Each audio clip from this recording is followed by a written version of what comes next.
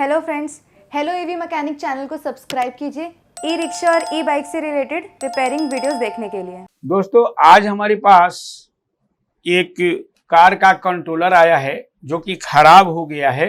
इसमें कुछ न कुछ प्रॉब्लम है। उस प्रॉब्लम के बारे में अभी तो मैं बाद में इसे चेक करूंगा, लेकिन मैं इस लाइव क्लास में मैं चाहता हूं कि हमारे बच्चों के साथ, यानी हमारे साथ जो बच्चे पढ़ रहे हैं उनके साथ साथ आप भी कुछ सीखिए कि इस कार के कंट्रोलर में मेन सेक्शन कौन कौन से होते हैं और उसका फंक्शन क्या है और वो कहाँ पर यूज है। तो जैसा कि आप देख रहे हैं, जैसा कि आप ये देख रहे हैं कि हमारे हाथ में ये एक कार का कंट्रोलर है जो कि 6 चैनल का है। 6 चैनल का ये कंट्रोलर है।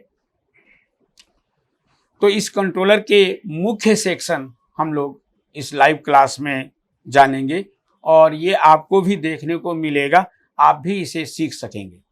इसलिए मैंने सोचा कि एक शॉर्ट वीडियो आपके लिए बना दिया जाए।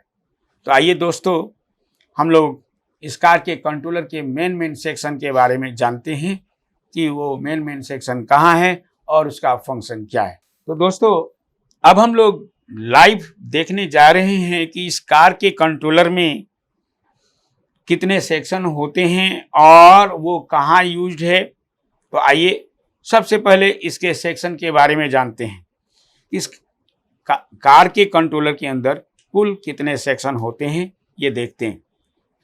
सबसे पहले मैं आपको बताऊंगा कि इसकी सप्लाई, जो हम सप्लाई देंगे, तो आपको ये जो सप्लाई दिया जाता है ये आपको पॉजिटिव सप्लाई यहाँ पे चलेगी, यानी इसमें आप 82 वोल्ट के आसपास आप इसे सप्लाई दे सकते हैं, मैक्सिमम 82 वोल्ट तक बैटरी से। आपको ये सप्लाई का प्लस वाला लाइन है या प्लस वाला पॉइंट है। तो और ये जो नीचे आप दिख रहा है इसे कहते हैं माइनस, यानी नेगेटिव सप्लाई, और ये जो आप देख रहे हैं ये पूरा एरिया है पॉजिटिव सप्लाई। आप इसे 84 तक सप्लाई दे सकते हैं, यानी 84 वोल्ट तक इसकी सप्लाई दे सकते हैं। अब ये आप जो देख रहे हैं ये पूरी तरह से पैक्ड होता है, जबकि ये अच्छी तरह से हीट सिंक से टाइट होता है। ये खुला हुआ है, खोल करके निकाला गया है, लेकिन ये अच्छी तरह से हीट सिंक से टाइट होता है। पीछे भी एक पीसीबी लगी होती है, पीसीबी के ऊपर एक हीट सिंक लगा होता है और हीट सिंक जो है इसे पैक करता है अच्छी तरह से, या टाइट होती है। इसके ऊपर भी हीट सिंक लगा हुआ होता है, क्योंकि वो बहुत ज़्यादा गर्म होता है इसलिए इसे खराब होने के चांस होती है, इसलिए इस पर हीट सिंक लगा के टाइट किया जाता है। अब ये जो आप पहला सेक्शन देख रहे हैं इसे कहते हैं स्विचिंग सेक्शन या मॉसफेट सेक्शन। स्विचिंग या मॉसफेट तो आमतौर पर नॉर्मल कंट्रोलर के अंदर 3 ही चैनल होते हैं, जबकि इसमें जो कार का कंट्रोलर है इसके अंदर 6 चैनल बनाई गई हैं। तो देखिए, ये आप जो फर्स्ट देख रहे हैं ये पहला चैनल माना जाएगा, ये वाला एरिया एक फर्स्ट चैनल, फिर ये दूसरा सेकंड चैनल और ये थर्ड चैनल। तो 3 चैनल तो आप यहाँ देख रहे हैं, जो कि मोटर के वायर्स यहाँ जुड़ेंगे, 1, 2 और ये एक 3 मोटर के वायर आपको यहाँ जोड़ना होता है। और 3 चैनल यहाँ बनी हुई है अलग से, जैसा कि आप ये देख रहे हैं। ये अलग से एक और पीसीबी को माउंट किया गया है या एक और एक्स्ट्रा कार्ड लगाया गया है, और इस पे मॉसफेट भी 6 मॉसफेट यहाँ पे यूज हुई है, आप देख सकते हैं। तो ये मोटर के एक वायर आप ये भी देख सकते हैं, जो आप ये तार यहाँ पे अगर आप गौर से देखें तो ये वायर यहाँ से आकर के यहाँ पे गई है, यानी मोटर के वायर के लिए ये जोड़ना पड़ेगा, यानी मोटर का घुमाने का काम ये भी करेगा। तो ये 3 चैनल का अलग से बना रखा है और 3 चैनल का एक अलग से, टोटल 6 चैनल का ये कंट्रोलर है। अब ये भी स्विचिंग विभाग, ये भी स्विचिंग विभाग ही मानी जाएगी। अब अगला पॉइंट है कि अगला सेक्शन क्या है। तो अगला सेक्शन मैं आपको बताना चाहूँगा कि अगर आप ध्यान से देखिए तो यहाँ पे एक 8 पिन की आईसी यूज की गई है, फिर यहाँ पे भी 8 पिन की एक आईसी यूज की गई है, और फिर एक 8 पिन की आईसी यहाँ भी यूज की गई है। तो ये अक्सर आज के जो एडवांस कंट्रोलर आ रहे हैं तो उसमें ड्राइवर विभाग जो होता है वो अब ट्रांजिस्टराइज न बन करके आईसी बेस बन चुकी है, जो कि ड्राइवर आईसी के रूप में यूज किया गया है। इस तरह से हम कह सकते हैं कि इस चैनल के, इस पूरे चैनल को ड्राइव कराने के लिए, यानी इन मॉसफेट को ड्राइव कराने के लिए ड्राइवर ट्रांजिस्टर के जगह पर आईसी का प्रयोग किया गया। ड्राइवर ट्रांजिस्टर के जगह पर आईसी का प्रयोग किया गया है, इसलिए हम इसे ड्राइवर आईसी कहेंगे या ड्राइवर आईसी बोला जाएगा। फिर अगर आप दूसरा देखिए, दूसरे चैनल के लिए भी सेम यूज किया गया है, एक ड्राइवर आईसी, और तीसरे चैनल के लिए भी एक ड्राइवर आईसी का प्रयोग किया गया। तो दोस्तों अभी तक हमने ये सीखा कि पुश पुल स्विचिंग सर्किट ये है, जिसमें आप देख रहे हैं कि इसमें आपको 1 2 3 4 5 6 यानी 12 मॉसफेट यूज है। फिर यहाँ पे 6 + 6 12 मॉसफेट, फिर यहाँ पे 6 + 6। तो ये टोटल जो मॉसफेट है 6 का ग्रुप बना हुआ है, 6 अपर और 6 लोअर। तो उसी तरह से अपर 6 फिर लोअर 6 फिर अपर 6 और लोअर 6। तो इस तरह से 36 मॉसफेट यूज है। उसके बाद हम बात करते हैं तीसरे सेक्शन की।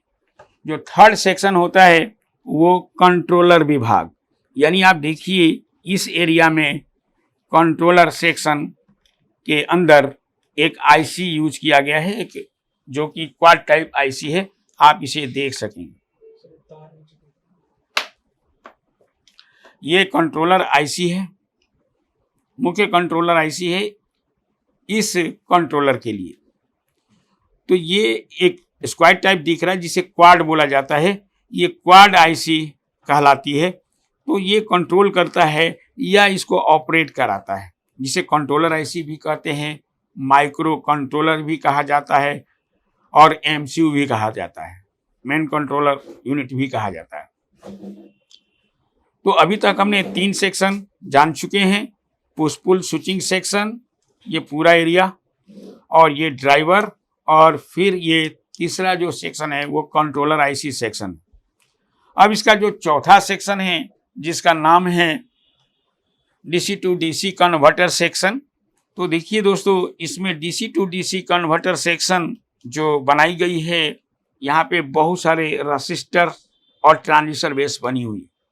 यहाँ पे बहुत सारे रजिस्टर लगाए गए हैं और इसके पास में एक ट्रांजिस्टर भी लगाया गया है। तो रजिस्टर ट्रांजिस्टर मिला करके और फिर 78 L05 एक रेगुलेटर के द्वारा यह पूरी सर्किट बनाई गई है। तो ये पूरा एरिया जो है वो DC to DC converter area माना जाएगा, DC to DC converter section कहा जाएगा। तो अभी तक मैंने इसमें 4 सेक्शन बता दिए हैं, फिर से एक बार रिपीट कर दूं। DC to DC converter section, ये पूरे एरिया को कहेंगे हम, यहाँ से यहाँ तक। उसके बाद ये ड्राइवर सेक्शन, और फिर ये push pull switching MOSFET section. अब इस बोर्ड पे एक और अलग से सर्किट बनाई गई है जो डीसी फिल्टर सर्किट, जो बैटरी के वोल्टेज को फिल्टर करता है। तो ये डीसी फिल्टर सर्किट या बैटरी वोल्टेज फिल्टर सर्किट भी कहा जाता है। जो आप यहाँ पे देख रहे हैं, बहुत सारे कैपेसिटर का प्रयोग किया जाता है।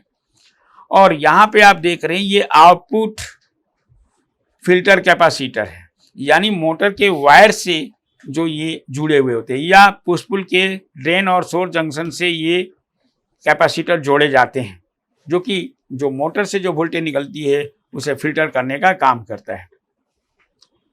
दोस्तों उसके बाद हम चलते हैं इस कार्ड पर। तो इस कार्ड पे मैं बात करूं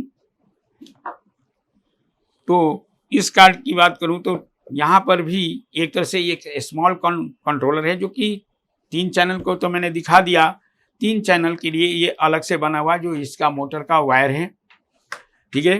तो ये आप देखिए यहाँ पर भी सेम सिस्टम बनी हुई है। यहाँ पे 1 2 3 4 5 6, तो 6 मॉसफेट का प्रयोग किया गया है, जिसे हम ये कह सकते हैं कि ये दूसरे मोटर के लिए यूज किया गया है। ये पुश पुल स्विचिंग सेक्शन है। और उसके बाद चलते हैं यहाँ पे, और अगर आप गौर से देखें तो यहाँ पे एक डीप टाइप आईसी यूज की गई है, जिसे हम कंट्रोलर आईसी कह सकते हैं। डीप टाइप आईसी जिसे कंट्रोलर आईसी कह सकते हैं इस कार्ड का, जो दूसरे मोटर को चलाएगा, दूसरे हब मोटर को चलाएगा। यानी इसके अंदर जो हब मोटर यूज किया जाता है वो 6 वायर के होते हैं, इसलिए ये 3 अलग और 3 अलग बना रखा है इसने। ये कंट्रोलर आईसी है। उसके बाद इसमें भी DC to DC converter circuit separate बना रखा है, वहाँ से इसने नहीं लिया। यहाँ पे वो अलग से ये ट्रांजिस्टर लगा के डीसी टू डीसी कन्वर्टर इसमें बना रखा है, और ये ट्रांजिस्टर के द्वारा बनाया गया है। यहाँ पे 48 वोल्ट आती है, और यहाँ पे अगर आप देखें ये ट्रांजिस्टर वगैरह मिला करके और एक आईसी यहाँ पीछे लगी है, इसको मिला करके ये DC to DC converter circuit इस बोर्ड के लिए बनाई हुई है। और अब हम लोग चलते हैं इस सर्किट की तरफ।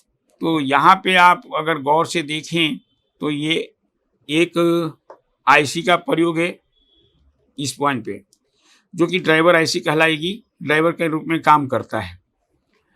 और अब रहता है ये एक आईसी आप देखिए जिसे बफर आईसी कहा जाता है, जो बफरिंग का काम करता है।